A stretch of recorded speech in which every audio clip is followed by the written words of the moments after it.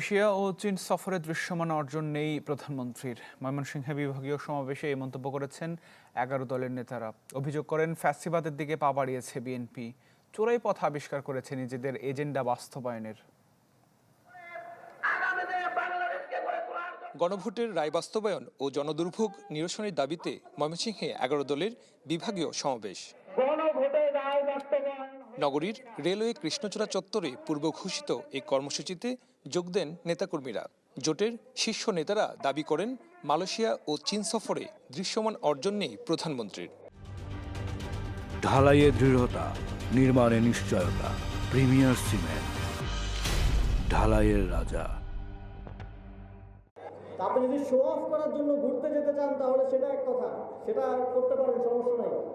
কিন্তু এই যে বড় বড় কথা বলে আমার দেশের জনগণের জন্য কিছু নিয়ে আসতে পারলেন না, এটাও আপনাদের পররাষ্ট্রনীতিতেও যে আপনাদের সরকার ব্যর্থতার পরিচয় দিচ্ছে সেটার প্রমাণ বাংলাদেশের জনগণ পেল। জুলাইয়ের শহীদের রক্ত পেরিয়ে ওই মসনদে বসে যদি মনে করে থাকেন ফ্যাসিস্ট শেখ হাসিনার রেখে যাওয়া অসমাপ্ত কাজ দিল্লির নির্দেশনায় পালন করবেন, আমরা সেটা মেনে নেব না।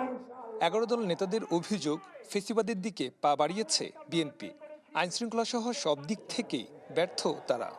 ওনারা বলে জুলাই সনদ মানবো কিন্তু গণভোট মানবো তা বলে না। শুভঙ্করের ফাঁকি, গণভোট আর জুলাই সনদকে আলাদা করে ফেলেছে। আসুন শুভঙ্করের ফাঁকি বাদ দিয়ে বলুন প্রধানমন্ত্রী যে হাতে ভোট দিয়েছে সেই হ্যাঁ ভোটের রায় মেনে গণভোটের রায়কে কার্যকর করুন।